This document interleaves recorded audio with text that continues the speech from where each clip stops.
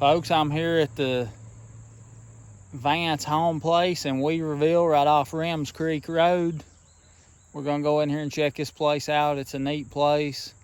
I've always enjoyed coming out here. There's a lot of history here. Hope you enjoy it.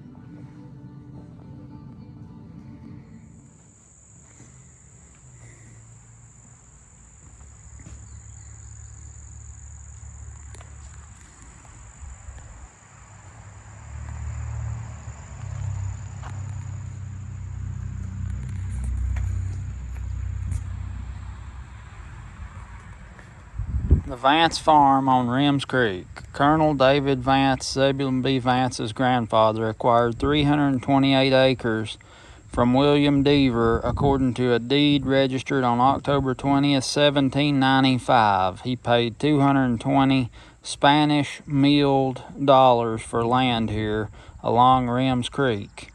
In his will of 1811, he requested that he be buried in a decent manner at the top of the hill above and west of my own peach orchard. His grave is located on the hill across Rems Creek Road in the Vance family cemetery. The farm eventually grew to contain 898 acres and included a water-powered gristmill. During Zeb's early childhood, his family and an enslaved community of 11 lived here and farmed the land. The Vances were a part of the Rems Creek Valley community, which included the families of William Britton, Joseph Huey, and Robert Williamson. Although the family sold the land in 1846, the farm made such an impression on Zeb's brother Robert that on his 52nd birthday he penned the following lines in a poem.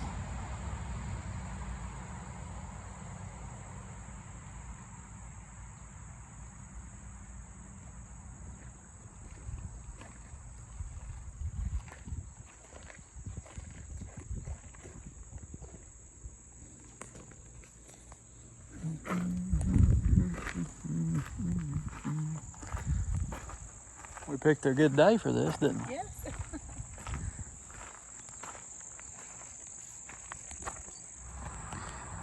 The old Vance house. Elizabeth Hemphill dealt with numerous hardships in this log home. As a newlywed, she moved here with her husband, Benjamin, in 1847. But in 1852, Benjamin left his pregnant wife and 2 young children for the California gold fields. He did not return until 1901. Elizabeth faced along the crises of the Civil War. Mountain residents suffered food shortages and diminished access to resources. Without salt, families could not preserve meat or vegetables to survive the long Appalachian winters. Communities lost blacksmiths, millers, and other craftsmen who provided essential services. In addition, raiding parties of soldiers and deserters prowled the countryside, stealing food and livestock. Under the constant threat of violence and starvation, women asserted themselves through letters to Governor Zebulon B. Vance that demanded food, guns, and the return of male relatives. Others raided government warehouses. Some fled the region to ensure their safety. Elizabeth Hemphill kept her family alive during the Civil War and lived in the old Vance house for 62 years, farming and doing the best she could. She died in 1909 and was buried in the Bank Cemetery, located 1.5 miles to the southwest.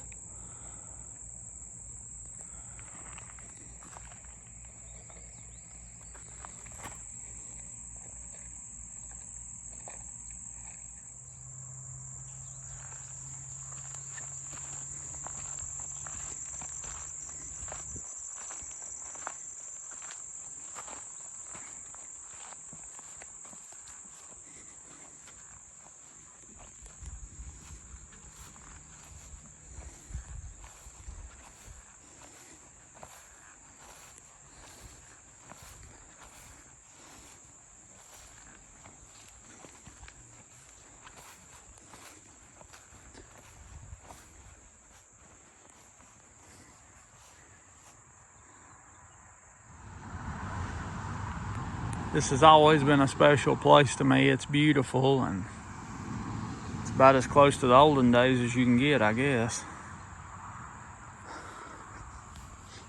Let's go down here and look in the kitchen.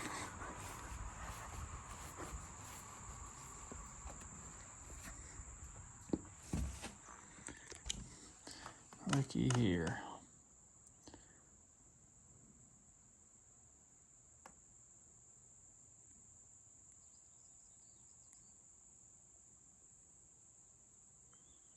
Look at this big fireplace.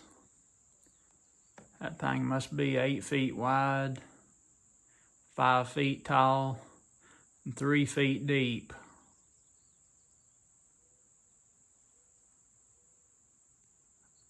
I think that was common of the real old fireplaces in old houses, was to be real big like that.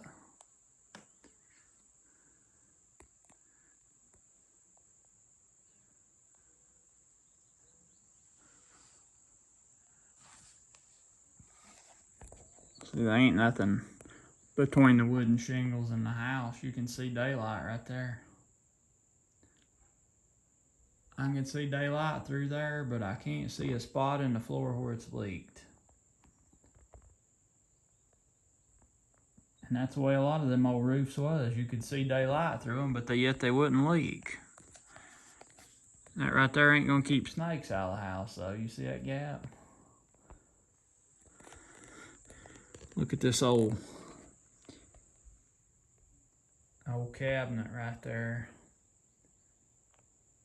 with a crock and a demijohn on top of it. Back there looks like a meal box. That sloping lid on that, they usually had them, and had a divider in it. One side they put cornmeal and one side they put flour. Look at that old table there. Tongue and groove top on it. Another old cabinet over in the corner. Kitchen cabinet. Probably a churn handle sticking up right there.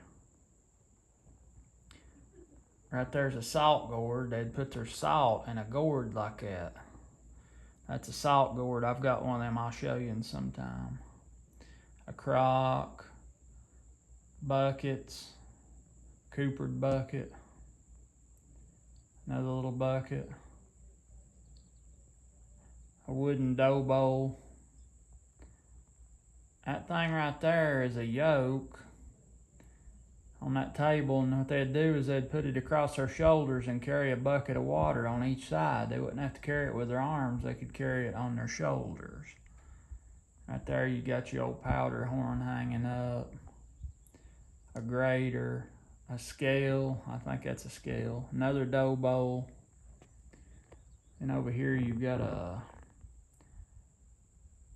I can't remember what that thing's for. It may be to cook on over the fire. A pot, some dippers, and a long handle pan. And a trivet to cook over the fire. Basket. Dutch oven with legs on it.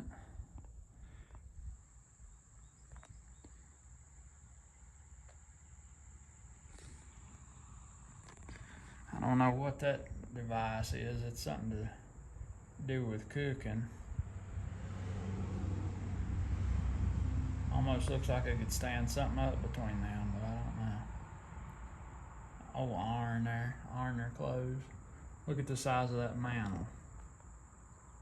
It must be about 14 inches square, looks like. That's a heck of a beam, ain't it? Got their dipper gourd hanging up there, and I guess that's it. That looks like that's to cook something in, or a spoon. I don't know. If you can see it right behind that, back there's the crane, they call it. It's got hooks on it, and it swings on a pivot. So you could hang you a pot of beans on them hooks right there, and you could swing the beans out here to where you could dip them out, or you could swing them back around to cook them. Right in here is another hook to hang a pot on, and the way it works, is you unhook it right there at the top, and it's got all them different holes down through there so you can adjust the height of the hook. So you can get the pot as close to the fire or as far away as you want it by adjusting that.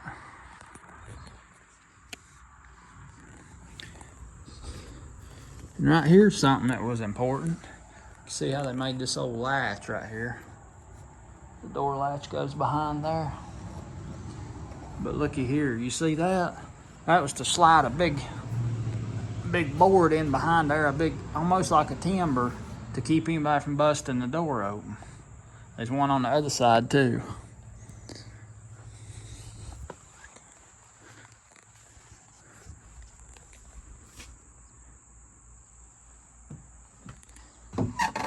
Bench.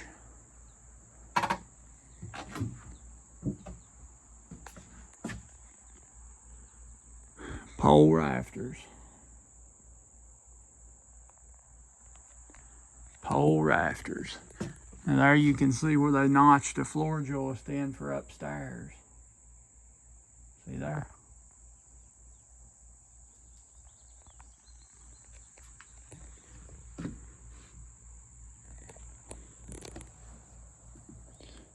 It looks like this wood's been treated with something. Make it look dark. Ooh, looky here.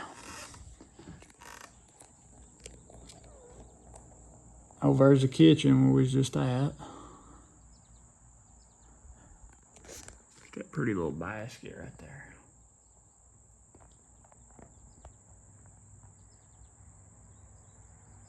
I'm pretty sure that is to put coals in to warm your bed up.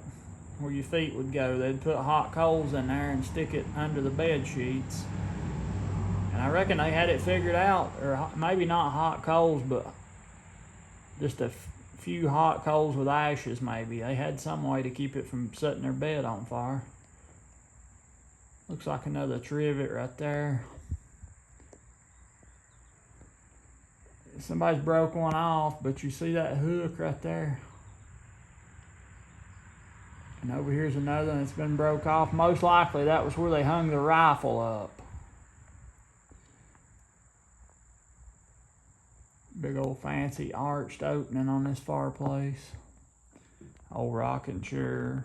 Look at that beautiful little baby cradle. I remember I was in here one day, they was having an open house and you could walk through here, and I was handling that chair and that cradle, and they didn't want me doing that. They said, don't touch. And I understand that. If everybody come through here touched it, I could see the point. That pretty corner cabinet over there. Another pretty chair. Little dressing table. Now that key right there is to tighten up the ropes on this rope bed over here. See them ropes right there? The way that works, them ropes is weaved back and forth, back and forth. And that key, you stick down in there and you can, them teeth on it right there, you can stick down in these loops and get a hold of them ropes and twist them and tighten them up. That's what that's for. There's your chamber pot. So you wouldn't have to go out to the woods or the barn. I doubt they had an outhouse. Now maybe I'm wrong. Maybe that is not to warm the bed. Right there is the one they use to warm the bed. That's the one they put their hot coals in to warm their bed up. And I guess that was made so that it wouldn't catch their bed on fire. Had them an old rocky chair sitting there beside of it. Sneak peek around the back side of the door. Table with a inkwell and a feather pen, a quill, I guess they call it. It's a pretty little table, isn't it? Old hardware on the door right here. And that's where you go upstairs. See right there, let me zoom out here. There's a pretty clock. I can't see this, it's around behind the door, but you can. I mean, I can see it on the screen, but I'm not looking at it in person. That's where you go upstairs. Somewhere over here. Or stairs may be in the other room. Maybe you can't get to them from this side. I don't know.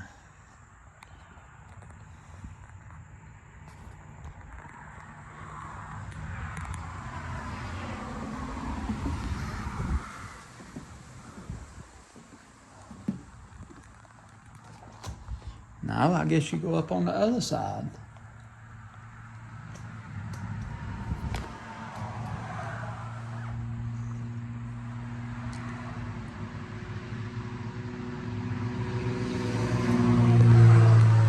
Let's do a little reading here.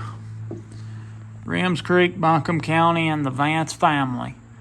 Once known as the Dry Ridge, the Rims Creek Valley is situated just north of Asheville. Prior to the American Revolution, after the war, North Carolina paid some debts to its veterans by granting them tracts of this land. 1791, Buncombe County was created from parts of Burke and Rutherford counties. This map shows the state in Buncombe County in 1800. At this time, the area was known as Rims Creek, Buncombe County, as shown on the right.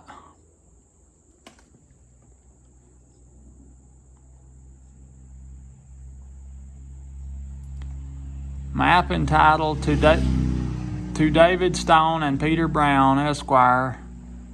This first actual survey of the state of North Carolina taken by the subscribers is respectfully dedicated by their humble servants Jonah Price and John Struther, 1808, courtesy North Carolina Maps. That's something that I've seen on a lot of old writings and letters. I've read some of the ones that belong to George Washington and his communications, and that was something common for them to say, humbly your servant or your servant. That was very common of them to say to each other in that time. That's said Vance when he was 20 years old right there. The Vance family immigrated to Virginia from the Ulster region of Northern Ireland.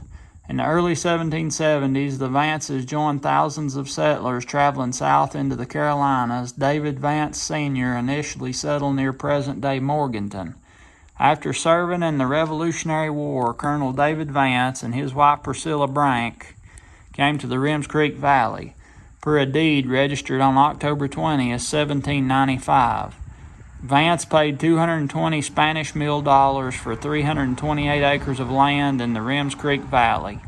Vance, a teacher, lawyer, surveyor, saw the farm grow to 898 acres. Vance and Priscilla Brank had 8 children, including David Vance Jr., father of North Carolina Governor Zebulon B. Vance. Although the family sold the land in 1846, the farm made such an impression on Zeb's brother, Robert, that on his 52nd birthday he penned the following lines in a poem. I call to mind the spot where we were born, the apple trees, the fields of standing corn, the mountain peaks bathed in the glowing morn, the quiet graveyard on the big red hill, above the meadow and the old corn mill, where the majestic oak is standing still, and yonder too I once again can see where while we sported in our boyish glee, I got a fall from the persimmon tree. Get this old dresser right here. Look at this quilt chest. Ain't that beautiful? Bed.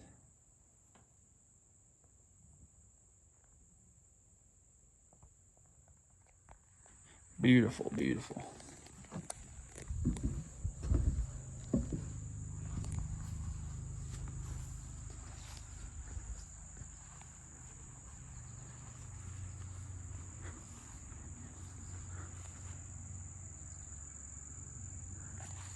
Look up there, you can see the other little vent for upstairs they could open up.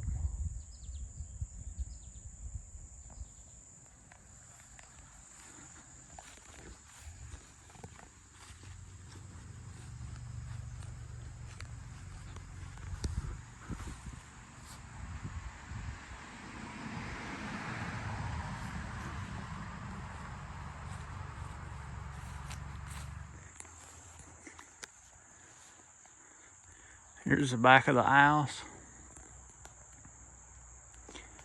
You can see on this gable, the split out boards, how they buckled up. You can see the split shingle roof. Up here you can see a little vent for upstairs. They could open that little door and let air in. Big old fireplace chimney.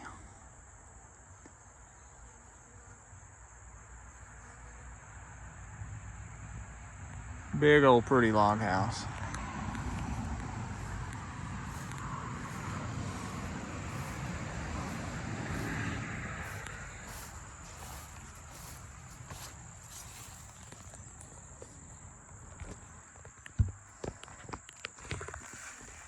Here you can see that big old fireplace. Kitchen table, workbench. Or not a workbench, but a bench to sit on.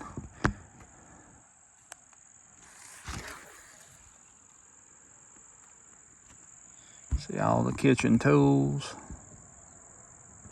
to tend the fire, cook. Big old one-piece shutters on the windows.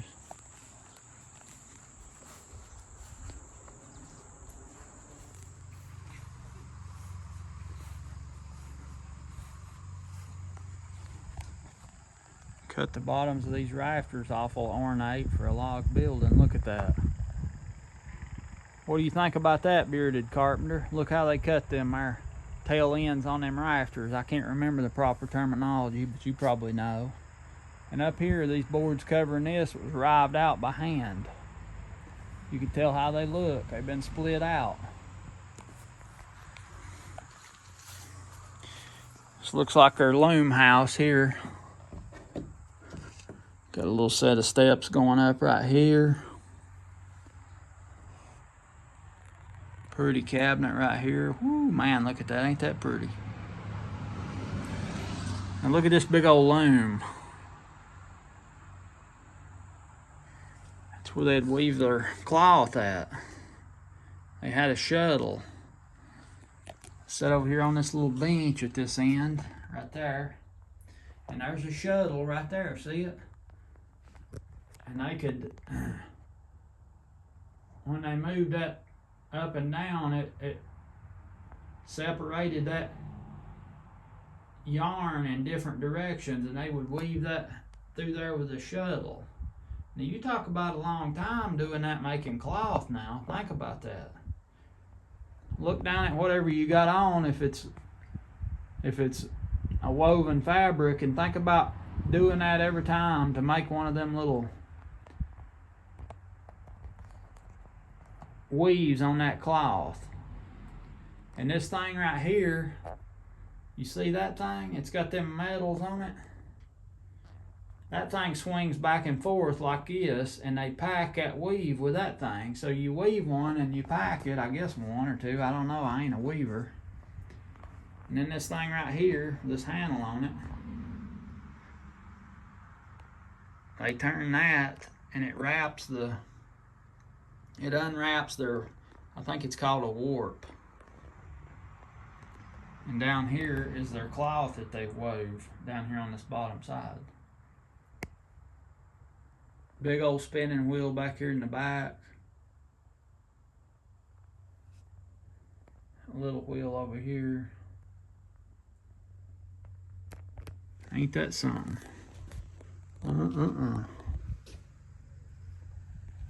So see these foot pedals right here? One right there and one right there. They'd push down on one and it would separate them warps of thread there. That's what done it. I see now, I forgot about how that works.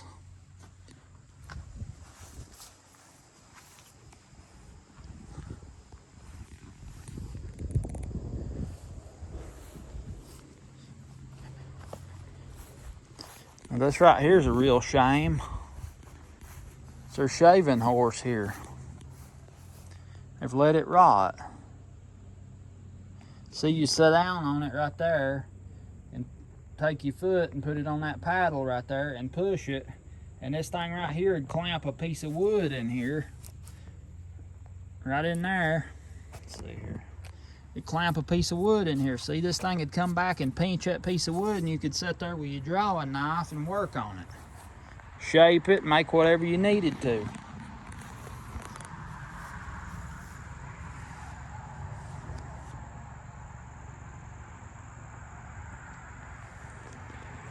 Place is just like it's out of a fairy tale.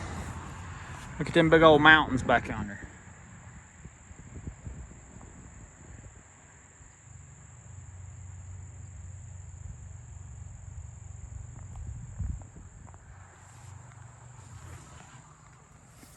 Right here we got our little blacksmith shop.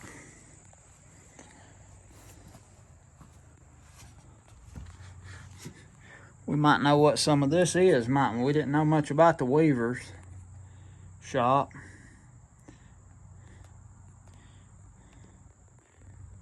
I call them scorps right there. It's maybe a different name for the ones that's made like a hatchet, but you can dig out bowls like was in the kitchen. Right there's a scorp. It's kind of a hoop scorp. There's some drawing knives like I was talking about using out here on this draw horse. And right here's a draw horse in good shape, right there. That's a seat where you sit. Right there's the head, and that's what does the clamping of the piece you're working on. Another little workbench right there they used.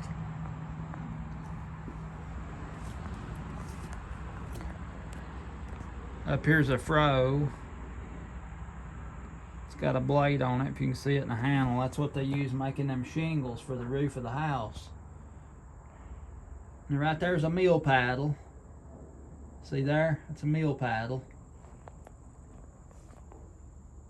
Cowbell, hand scythes, saddle bags, straw rakes. That's a straw rake like I was talking about. They rake up, well, they'd use them to rake their barn or rake up glean wheat after they cut it. I guess that's a big quench tub back there in the back. Keep water in there. I guess that's what that is. I don't know. Maybe they kept coal in it. I don't know. I don't see no forge. I don't know where their forge is at. There's a wagon wheel. There's a traveler, like we used to measure them millstones to put that band around them, except that's a big traveler for wagon wheels. There's a broad axe, another broad axe, a bull tongue plow back there in the back. Big old set of, looks like pliers up here, cutters. There's some tools that I can't see on top of this bench. Looks like some froes, files. There's a pair of tongs and hammer. And there's another scorp on the anvil there. And there's some Miracle-Gro. They wanted to cheat a little bit on their gardening stuff, didn't they? Flower pots. You can see a little saw back here. There's another little bow saw, or a big bow saw. Some other tools hanging along the wall there. Down here they got a coopered bucket. Like a crock, like a vessel. Here's a big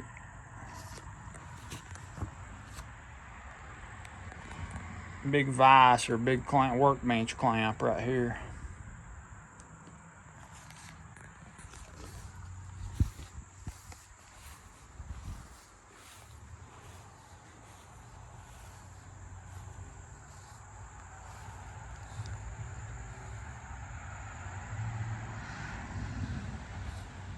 What a beautiful place. What do we got down here now? What's this? Does anybody know what this is? I'll give you a hint. It's got a floor in there. See that floorboard sticking out? And it's made to keep something out and keep something in. What do you think about that? Well, look how they notched these logs here.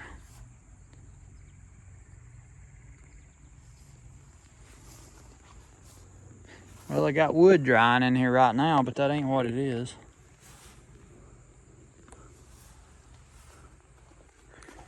Here's one of them big old, like it's up there in the shop.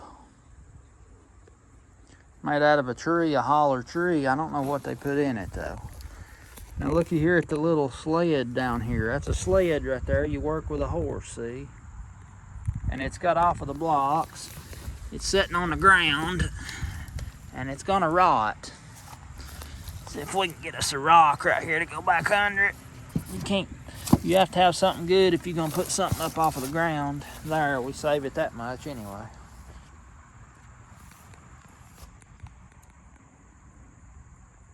Now look at this floor up here and this little loft here they've put in. That right there would just about be considered a punching floor. Did you see what this is right here? That's how they make a puncheon. See, that's a log. It's been split, and they cut the end of it up and lay it down flat on a joist. See them out through there? That's a puncheon. Now up on top, it'll be nice and smooth. They probably dried stuff up in that loft up there. I'd say is what they done with it. Oh boy, I wish we could see in there. Maybe you can, but I can't. How's that sound? Let's see here. Whoops. How's it look? Well, if I could get a hold here. Is it smooth on top of that punching floor like I said?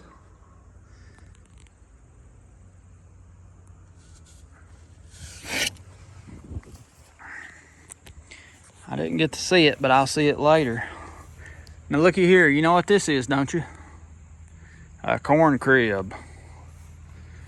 Look at that. At the time, it was open up there and they'd throw their corn up over that wall into the crib here. And they had a door here to get it out of. Had them a little door here. I don't see nowhere that the hinges was at. They might have had a different kind of door, I don't know. But you can see right here where varmints have chewed to get in there to get some corn. Look at there. Well, look at that, ain't that something? Sitting on rocks like everything else was back in them times.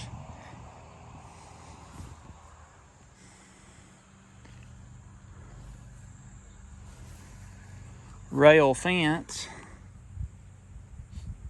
Split rail fence. Let's walk over here now. You know what this building here is? Look down here. What kind of trees we got down here?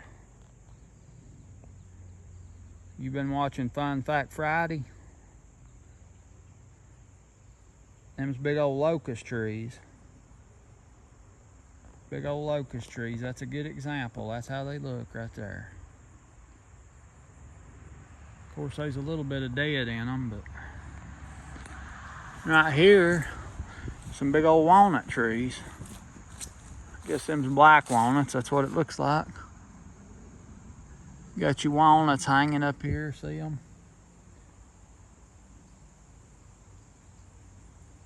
See them walnuts hanging there? Look there at them. See them walnuts? Look at there. Boy, you talk about good when them things falls off and you dry them out in the fall of the year. Man, you talk about good eating. Crack them things in the winter time. What do you reckon this building is? Got any idea? You're about to get some hints. Look at there.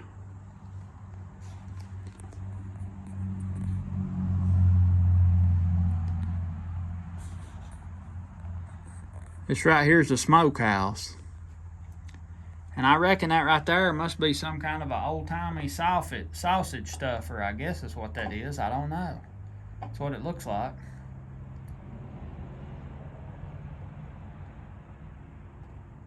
Right there's a big old cleaver. And that right there behind, I think I know now what them big round things, well, maybe. But they put meat in that holler.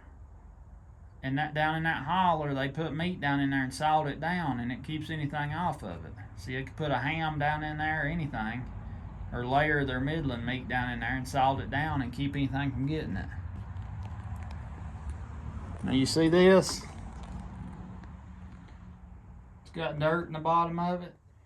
They'd build a fire in that, on top of that dirt, see? Just a little fire, not a big roaring fire, and that's how they'd smoke their meat. That's why they called it a smokehouse. Now right here is a punching floor. See these big old wide floorboards? Can you tell how wide that is? Look at that.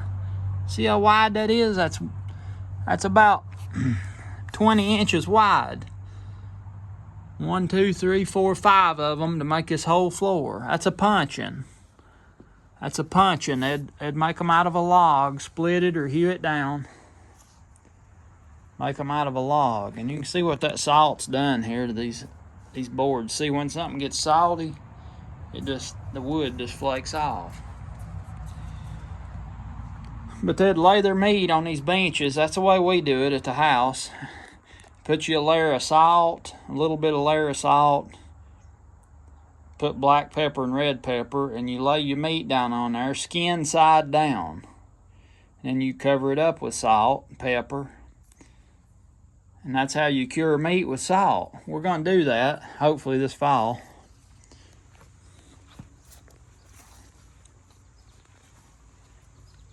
You can see here where they've had pegs drove up there to hang stuff on.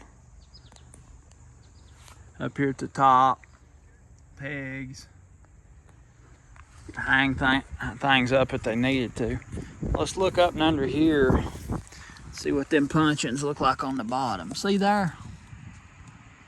Can you tell how that was the side of a tree? They've hewed them flat because they're so wide, but you can kind of tell. You can tell better over yonder on them other ones, the farthest ones away. They were kind of round on the outside, see that? That's where the side of the tree was. Outside of the tree. And they had all the cracks fixed so nothing couldn't get in there to get their meat.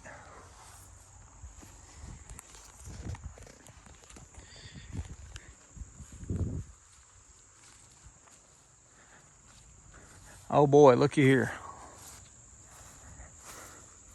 It looks like something, maybe a bear has really tore that up trying to get in there to that meat. I guess that's what that is, unless it had a leak and it rotted it that way, but I wouldn't think so. That right there's a big ox yoke. It's upside down. But that lay on the back of the oxen's neck. And these bows would come up under their neck to keep it on them. And there's a little latch pin made out of wood that went through there. That was wide on each end. It'd go through there and then fold down and it couldn't come back out. And right here's where you hook to. And them old oxen was really strong. They could pull a lot.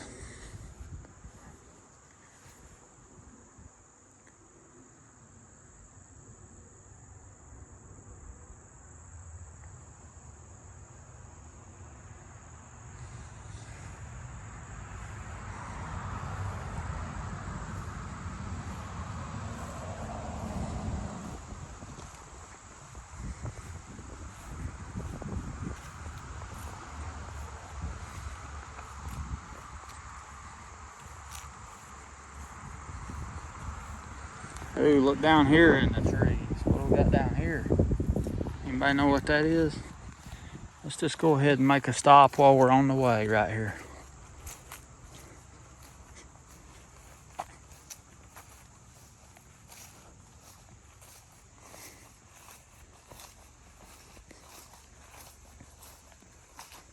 Now you looky here at these big old kettles. Look at there.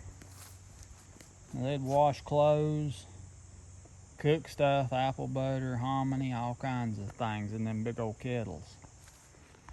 Now looky here, what's this? You might know what that is?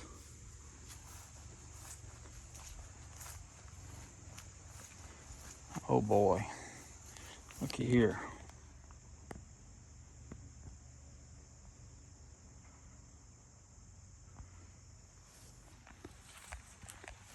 Oh boy.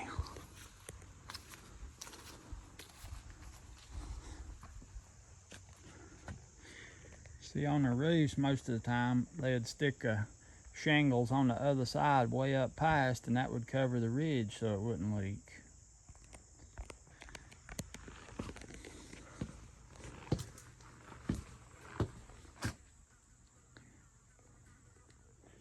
Boy, oh boy, looky here.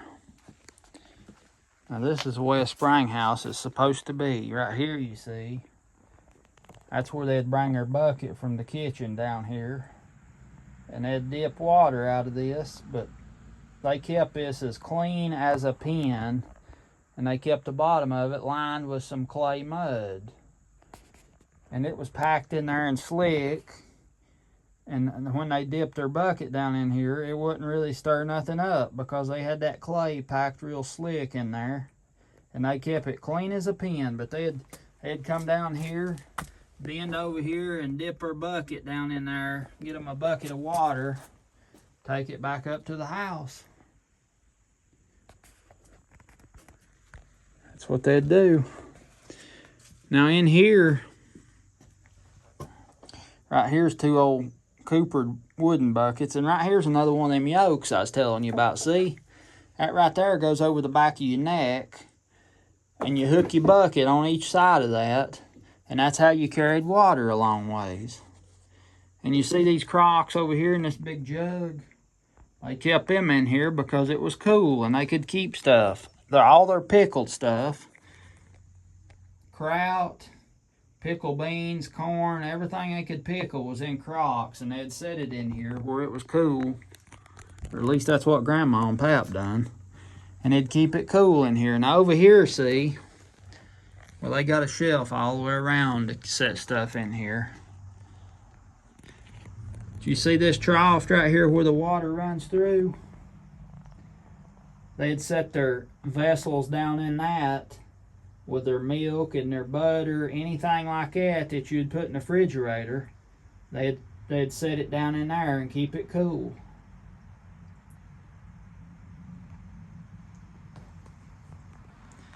This is their refrigerator right here.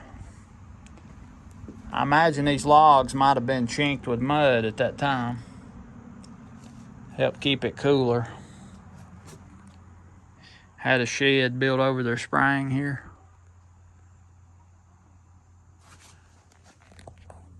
Them split out boards rived out. You can see how they angled the ends of them where they overlap. See that? So they'd lay down flat and stay tight. Yep. Little button latch up there.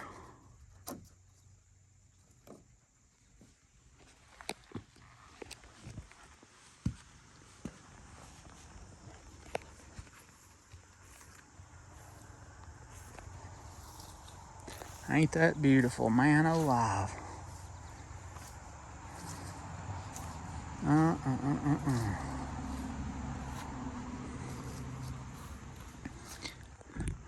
You see this right here? See that peg? They've bored a hole down in there and they've pegged this together. See that peg right there? Right there? Bored a hole down into that other log and pegged it together.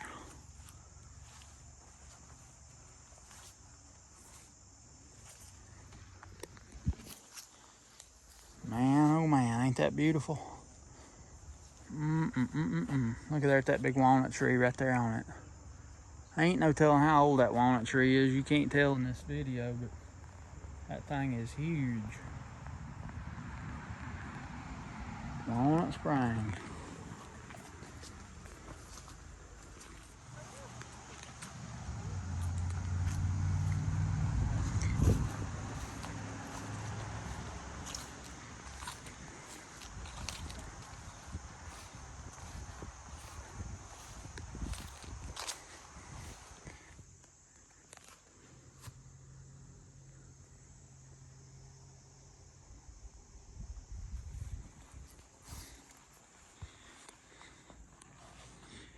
Right, here's another cabin. Look at this little desk over here. Pretty ladder back chair. I believe that's a Birdie Mace chair right there. If you ain't watched my video of Birdie Mace, you need to go back and watch it. He was a chair maker in Madison County. And them finials right there on top of there, they call them ice cream cones. I'm pretty sure that's a Birdie Mace chair right there, because I got 2 or 3 just like it. Of course, Birdie Mace wasn't around when they was. I'd say that's been added to the collection. But you can see this fireplace, tools, frying pans. Now there's the rope bed. You can see what I was talking about. They had to keep them ropes tight.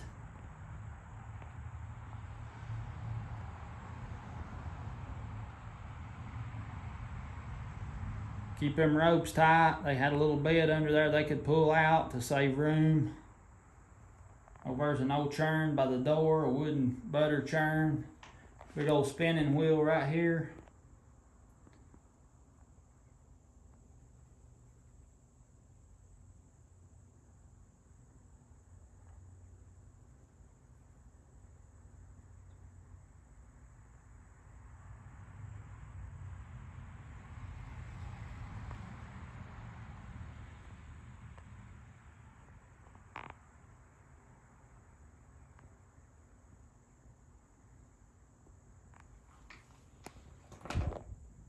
Some kind of a tool right there.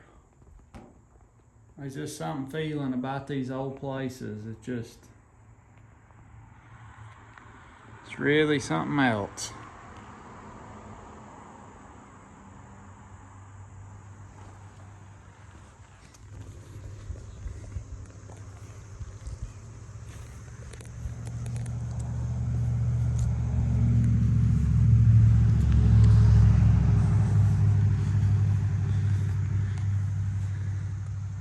Ain't that beautiful?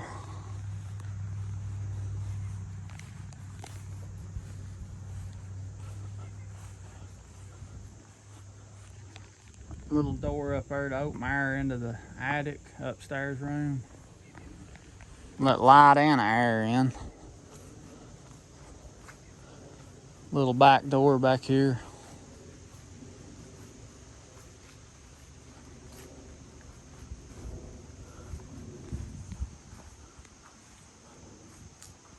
Shuttered window. Look how they done them hinges.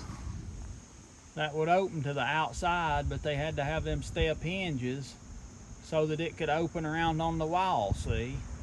That step hinge allows the shutter to come out and open around against the wall on the outside.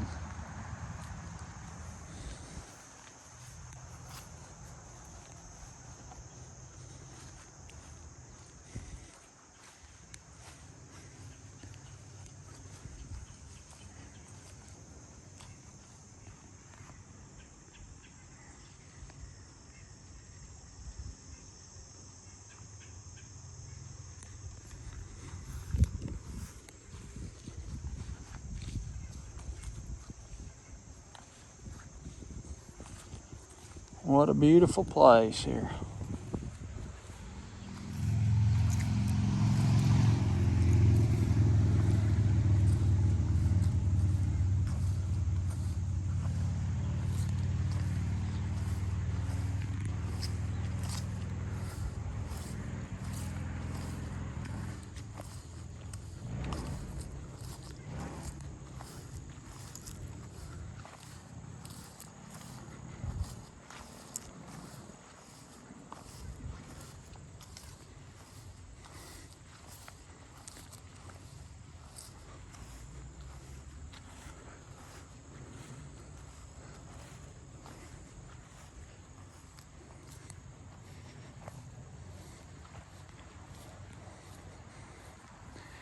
We didn't see this side of the smokehouse,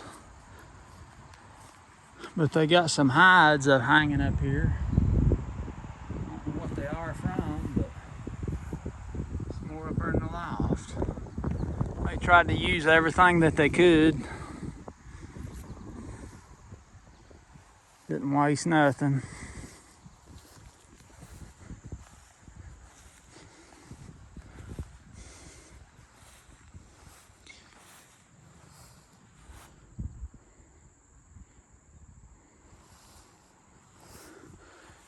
100 years ago, you could probably go in that kitchen there about right now and get a good old supper. Boy, I tell you what, cooked on the fireplace, man.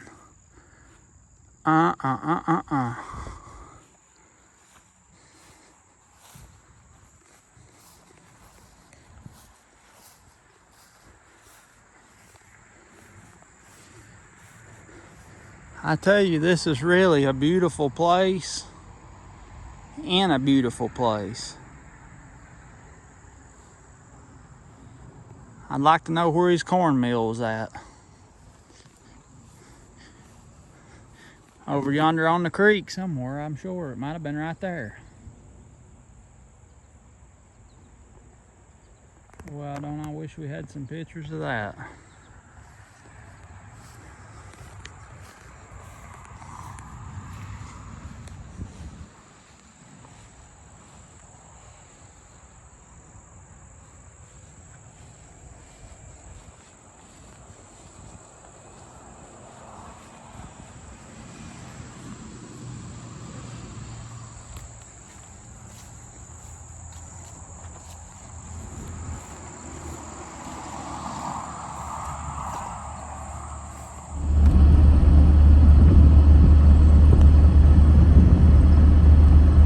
Folks, I hope you enjoyed this video going to the old Vance family homestead. I really love that place. It's a beautiful place and a beautiful place. Glad I could share it with you.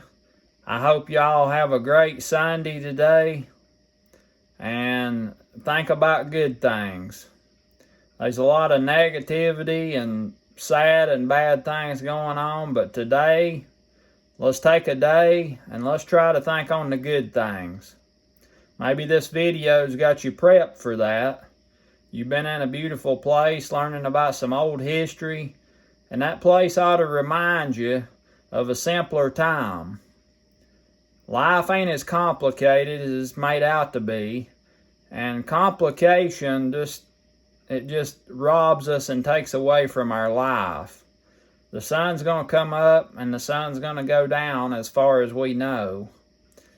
So I just hope y'all have a great day. Spend some time with family today and enjoy it. And don't think about that old negative stuff. Think about that good positive things going on, because they are. This is Justro at Metcalf Mills. Hit that like button if you will. Subscribe if you ain't already. Tell your friends about me. Hoping we'll get into something fun this week. I love and appreciate every one of yous. I look forward to seeing yous next time.